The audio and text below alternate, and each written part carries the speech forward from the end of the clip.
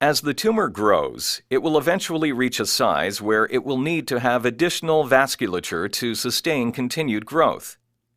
To achieve this, the tumor cells excrete certain proteins to stimulate blood vessel growth into and around the tumor, a process called angiogenesis.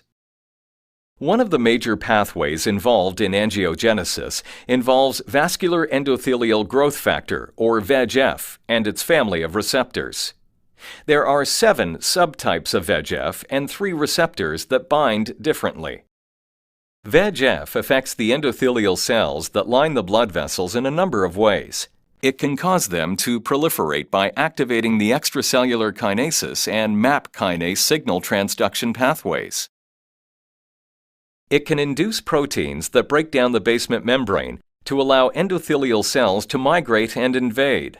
These proteins include matrix metalloproteinases, or MMPs, urokinase-type plasminogen activator, or UPA, and its receptor UPAR, as well as the tissue-type plasminogen activator.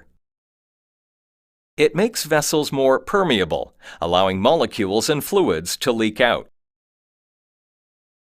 When MMP is secreted into the extracellular space, it degrades the extracellular matrix to allow proangiogenic factors to reach the vasculature.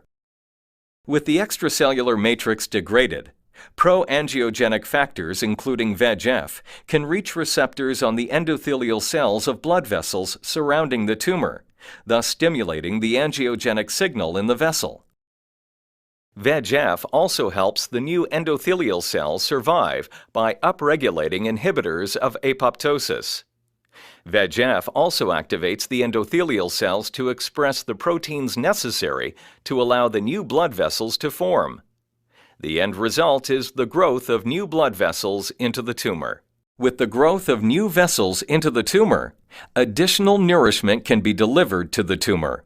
New blood vessels in the tumor facilitate further tumor growth.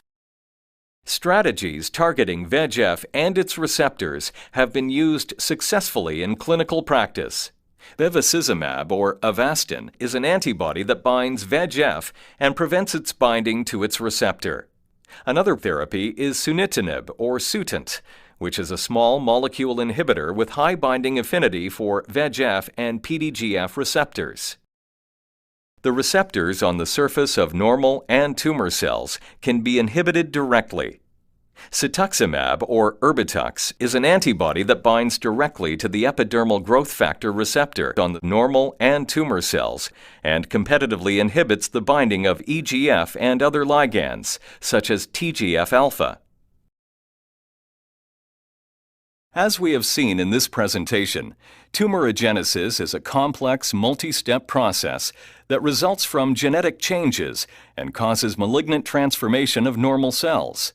A summary of the characteristics common to many cancers are: abnormal signal transduction resulting in uncontrolled cell proliferation, loss of apoptosis or programmed cell death, tissue invasion and metastasis, permitting spread of the cancer, and angiogenesis, leading to enhanced blood supply of tumors.